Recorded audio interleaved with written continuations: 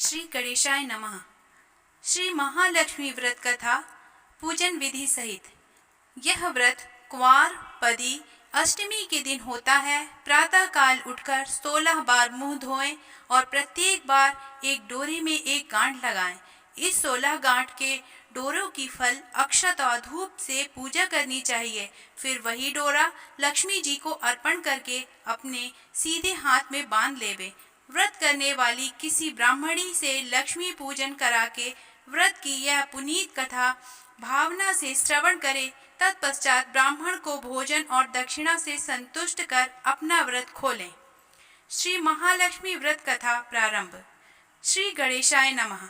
एक समय धर्मराज युधिष्ठिर भगवान श्री कृष्ण से बोले, हे पुरुषोत्तम, खोए हुए मान सम्मान की पुनः प्राप्ति कराने वाला और पुत्र आयु सर्वस्व तथा मनोवांछित फल को देने वाला कोई वृत्तांत मुझसे कहिए।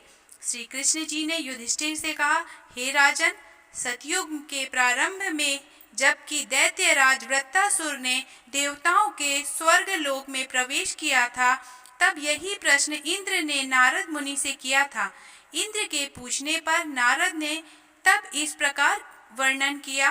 पूर्व काल में पुरंदपुर नाम का एक अत्यंत रमणीय नगर था। वह नगर अर्थ, धर्म, काम, मोक्ष इन चारों पुरुषार्थों से युक्त होने के कारण संसार भर में प्रसिद्ध था। मंगलसेन नाम का राजा राज्य करता था। उसके चिल्ल देवी और चौल देवी नाम की रूपवती रानियां थी। एक समय राजा मंगलसेन अपनी रानी चौल देवी के साथ महल के शिखर पर बैठा था। वहीं से उसकी दृष्टि समुद्र के तल से घिरे हुए स्थान पर पड़ी। उस जगह को देखकर राजा अति प्रसन्न हुआ। रानी से बोला कि हे चंचलाक्षी, मैं उस स्थान पर तुम्हारे लिए एक परम मनोहर उद्यान बनवाऊंगा। राजा के ऐसे वाक्यों को सुनकर रानी ने कहा, हे कांत, ऐसा ही कीजिए। राजा ने अपने विचार के अनुसार उसी स्थान पर एक सुंदर बगीचा बनवा दिया। वही बगीचा थोड़े दिनों में अनेक वृक्ष, लता, फूलों और पक्षियों गणों से संपन्न हो गया। एक समय उस उद्यान में मेघ तुल्य काला और रक्त वर्ण चंचल नेत्र से युक्त शूकर घुस आया। उसने आकर वृक्षों को तोड़ डाला, उस उद्यान को चौपट कर दिया। यही नहीं, उस शूकर ने कई रखवालों को मार डाला।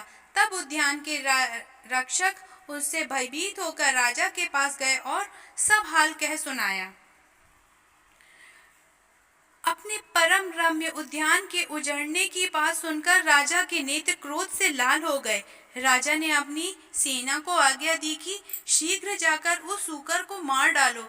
यही नहीं, राजा स्वयं भी मतवाले हाथी पर सवार होकर उस ओर चल पड़ा। तब राजा बोला, यदि किसी सिपाही के बगल से यह शूकर निकल जाए, तब मैं उस सिपाही को सिर शत्रु की भांति काट डालूंगा। राजा के ऐसे वचन सुनकर वह शूकर जिस भाग में राजा स्वयं खड़ा था, उसी मार्ग से मनुष्यों को विदीर्ण करता हुआ निकल गया।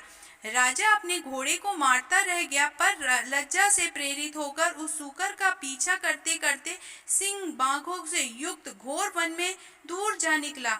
निदान शूकर से मुठभेड़ हुई और राजा ने अपने बाणों से उसे वेध दिया। बाण लगते ही शूकर अपने अधम शरीर को छोड़कर दिव्य गंधर्व रूप में आ गया और विमान पर चढ़कर स्वर्ग को जाने लगा। गंधर्व ने राजा से कहा, हे महिपाल, आपने शूकर योनि से मुझे छुड़ाया, बड़ी कृपा है आपकी। चित्ररंजन नाम का मैं गंधर्व हूँ। एक समय जबकि ब्रह्मा जी देवताओं के बीच बैठे हुए मेरा गायन सुन रहे थे, तब मुझसे ताल स्वर में भूल हो जाने से उन्होंने दुष्ट होकर मुझे श्राप दिया कि तू पृथ्वी पर शूकर होगा। जिस समय राजा मंगलसेन तुझे अपने हाथों से मारेंगे, तब तेरी शूकर योनि से मुक्ति होगी। तो आज यह श्राप पूरा हुआ। हे राजन, मैं आपके कृत्य से प्रसन्न हुआ। आप भविष्य में महालक्ष्मी व्रत करके सार्वभौम राजा हो जाएंगे, ऐसा आशीर्वाद है। नारद जी कहने लगे और चित्ररंजन गंधर्व राजा मंगलसेन को ऐसा आशीर्वाद देकर अंतर्ध्यान हो गया। राजा की भी वहां से अपने नगर के लिए चलने को उद्यत हुए। त्यों ही उसे एक ब्राह्मण दिखाई दिया। राजा ने ब्राह्मण से प्रश्न किया कि हे देव, आप कौन हैं? उस ब्राह्मण ने उत्तर दिया, हे राजन, मैं आपके ही राज्य का नागरिक हूँ। आप इस समय दुखी दिखाई देते हैं, कहिए कि मैं आपकी क्या सेवा कर सकता हूँ। राजा ने तब ब्राह्मण से कहा कि यह घोड़े को निकट के जलाशय में पानी पिलवा लाएं। ब्राह्मण ने ऐसा ही किया। वह घोड़े की पीठ पर सवार होकर जलाशय की ओर जाता है। बटुक जलाशय के निकट पहुंचकर देखता है कि वहां दिव्य वस्त्र और अलंकार पहने हुए बहुत सी स्त्रियां कोई कथा कह रही हैं। तदंतर वह बटुक भी उन स्त्रियों के पास जाकर अपना परिचय देकर नाना प्रकार के प्रश्न करने लगा। हे स्त्रियों, आप यहाँ भक्ति भाव से क्या कर रही हैं? इसके करने से क्या फल होता है? इन देवियों ने तरस खाकर उस ब्राह्मण से कहा कि आप एकाग्रचित होकर कथा सुने। यह श्री महालक्ष्मी की पूजा हो रही है और जो हम कथा कह रही हैं वह उन्हीं के व्रत की कथा है। इस व्रत के करने से हर प्रकार की संपत्ति प्राप्त होती है, अपना खोया हुआ यश भी प्राप्त होता है, इसमें कोई संदेह ना करे। इस प्रकार बटुक को उन स्त्रियों ने व्रत का वृत्तांत कहा सुनाया। बटुक ने घोड़े को जल पिलाया और राजा के लिए कमल के पत्ते में जल लेकर वहां से लौट आया।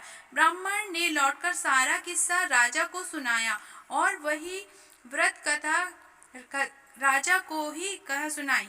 महालक्ष्मी का पूजन तथा व्रत करके राजा अपने ऐश्वर्य का भागी बनकर वन से बटुक को साथ लेकर अपनी राजधानी को लौट आया।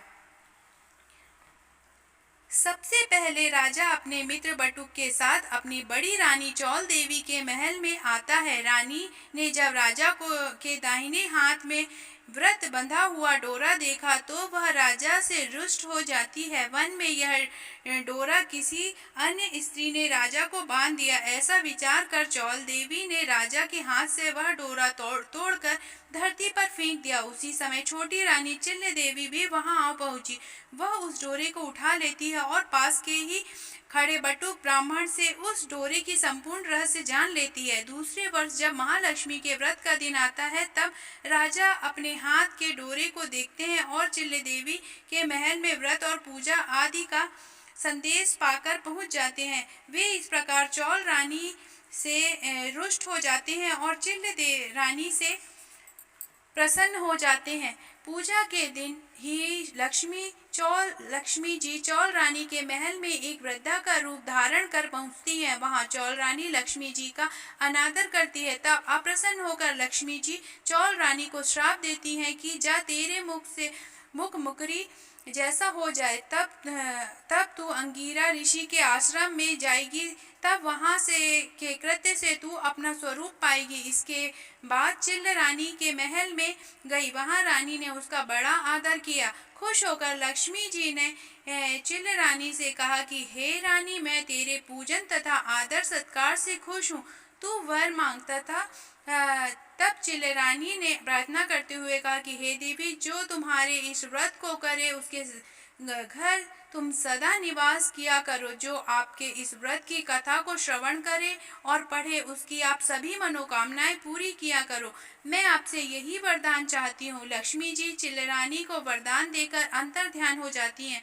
उसी दिन चौल रानी द्वारपालों द्वारा अपने सूकरी जैसे मुख के ही हो जाने के कारण अपमानित होती है। तब चौल रानी अपना मुंह दर्पण में देखती है और अपने किए पर पछताती है। लक्ष्मी जी के श्राप के अनुसार चौल रानी अंगिरा ऋषि के कहने के अनुसार महालक्ष्मी व्रत करती है, अपना खोया स्वरूप फिर से पाती है। इसी के आग्रह से राजा मंगल सेन अपनी बड़ी रानी को ग्रहण करता है। इस प्रकार मंगल सेन अपनी दोनों पत्नियों सहित बहुत वर्षों तक राज्य सुख भोगता रहता है। वह अपने समय का चक्रवर्ती राजा माने जाने लगा।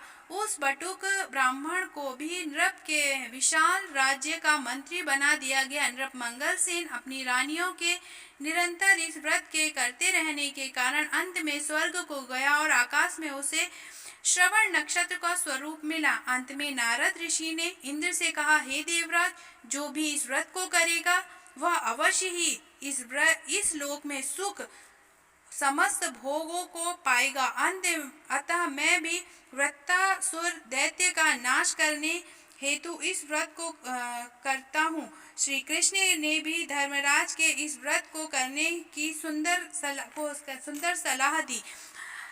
व्रत आदि करने के सुख प्राप्ति होती है, ऐसा शास्त्रों का प्रमाण है, इसमें कोई संदेह नहीं है। इति श्री भविष्योत्तर पुराण महालक्ष्मी व्रत कथा समाप्त।